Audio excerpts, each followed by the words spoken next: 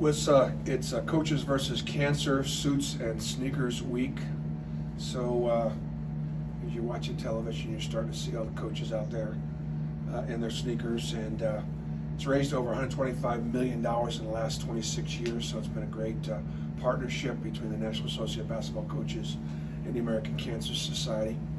Of course, we have our Outlive, which is Auburn basketball's fight against cancer, and that'll be February 1st against Kentucky.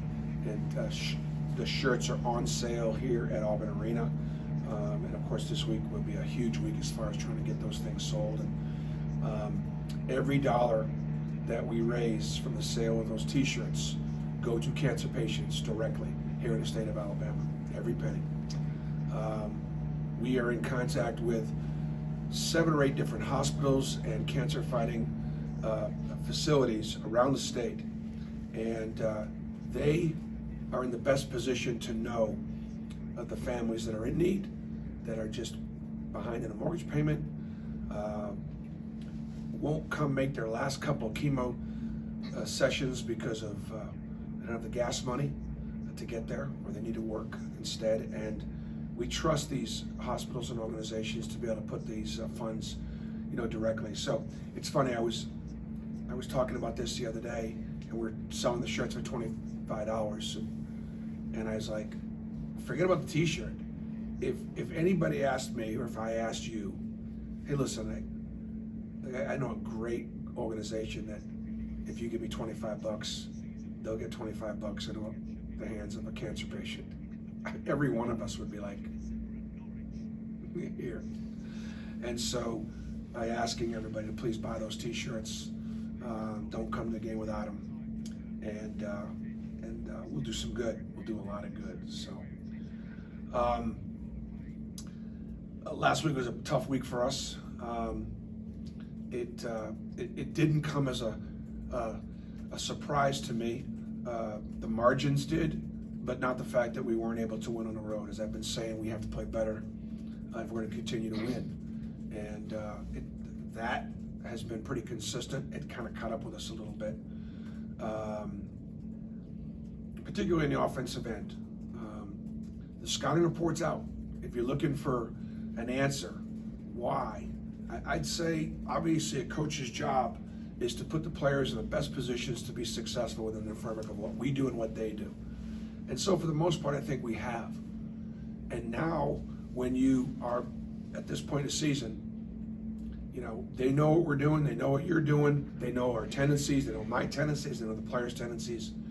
And can we then do something else once they take away the stuff that we're good at? And that's probably offensively what we're struggling with the most. In particular, the Florida game, which was our last game, you go back and you look at it and go, you know what? We got the looks we wanted to get. They were just a little bigger, a little bit more physical, a little quicker, a little harder to finish, and we didn't finish.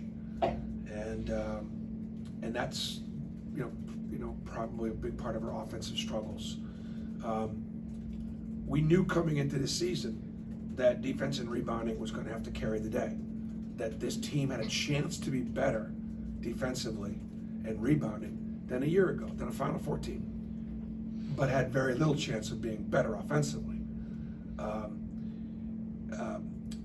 But our struggles, obviously, at the offensive end, against better teams, Alabama and Florida, the 2 best net teams that we played to this point, and we weren't good enough to beat them in good environments. So attitude's great. It's been great all year long. The guys are working really hard. I understand that the home court's not going to rebound for us or make shots for us. We have lost 4 out of the last 6 to South Carolina. It's been a tough matchup for our system. I think I'm 3-4 against Frank Martin as far as our matchups are concerned, and so we've got. But we played them well in the sense that I know the last 4 or 5 contests have been single-digit games. They've been tight games, and even though last year we went to South Carolina, and had a chance there, and and then of course we beat them in a close game in the SEC tournament the last time that we played. This South Carolina team is talented enough to beat the best team on their schedule. They're 4-1 on the road, and the one loss was a 1-point loss to Tennessee. Otherwise, they've beaten Clemson, Virginia on the road. They've got a home win against Kentucky. They've got 3 quadrant 1 wins, and only Kentucky's got more in our league. So they're capable of beating anybody. Right now, they're shooting the ball really well from 3. They're playing faster than what Frank's teams have played traditionally. And as you know, they always play very hard and they play very physical. So it'll be a good matchup. What are teams doing defensively to you guys to really shut you guys down offensively? I've probably taken away individual tendencies, understanding that we're better from 2 than 3. And Alabama built a wall and rotated over and got in front of us by taking charges, and Florida built a wall and got in front of us by being big and vertical and trying to make a score over them. And I think that the biggest thing that we focus on this week is playing off of 2 feet, doing a better job of getting guys shots within the framework of the offense. I thought we had one of our best practices we've had all year long yesterday. We need more assists. We need more playmaking. We need to get guys more shots. We need to get each other more shots. And of course we need to make shots, but I think we can get better shots by trying to do a better job playmaking for each other. When you're going through this adjustment to how people are defending you offensively, how tough is it then to face a team like South Carolina the way they play defensively? Really, they're all tough, but I mean South Carolina just don't let you run your stuff. So they deny everything one pass away.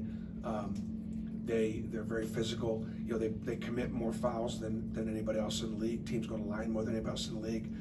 But the trade-off is they turn you over more than anybody else in the league. They're very, very disruptive to play against. So, you know, that historically that's obviously been a challenge for us. But every team's got, you know, those strengths or those weaknesses.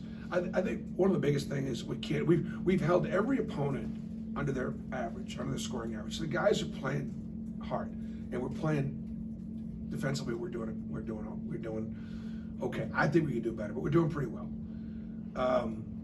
You can't we're down 6 at Florida at halftime. We turned them over 12 times. We weren't doing very well offensively, but you can't let the fact that we're not doing well offensively affect everything else. Players are human. If they're missing shots and they're not scoring and they don't feel like they're playing well, we got to continue to defend and play with great effort and energy, in spite of the fact that we're just not an explosive offensive team. There's not again, we talked about that magic wand. There's not going to be no magic wand this week. You know, can we play a little better at home? Can we make a few more shots? That'll help us when it comes to trying to win these games. You talked about having the best practices you've had this week. Is that the type of response you wanted from your team after 2 losses?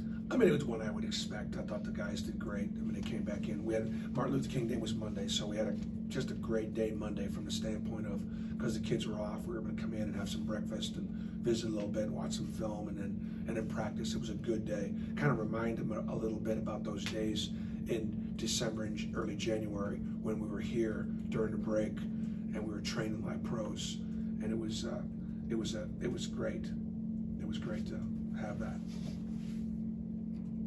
Tulsa, Oklahoma, anybody? You mentioned also the short turnaround between Alabama and Florida. So do you expect that time between, you've had a little more time for this one, and like you said, Monday, a little reset. Yeah, I don't. I mean, opportunity there? This is typical. You know, you certainly needed the day off on Sunday.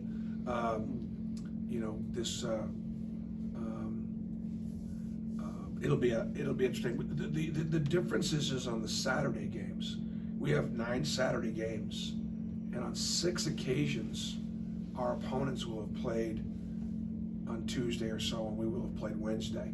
So the Florida turnaround was a real short turnaround in the sense that we got home late from Alabama, and then on Thursday morning, got home at 2:30, 3 o'clock in the morning because we had a late game, and then we had to leave Friday for Florida. it wasn't a factor in the outcome. But it happens to us 6 times this year. So that can take its toll, I suppose. What does Jamal Johnson need to do to get more good shots? Well, I think we need to help get him more shots, just like I kind of explained, with better ball movement, guys trying to make plays, playing off 2 feet. And then also Jamal needs to make plays defensively.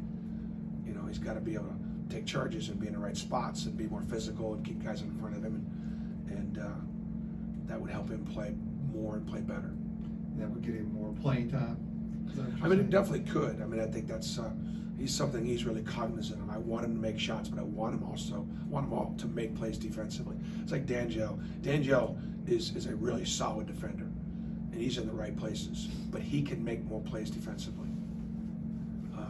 And I think even the same thing offensively. I think he continue to look to make more plays. I think, for example, against Florida, he was a little bit more aggressive, attempting shots, which is good. But I think he can also be a little bit more aggressive, playmaking, rebounding, and stepping up. He's capable of it. Very good. Thank you.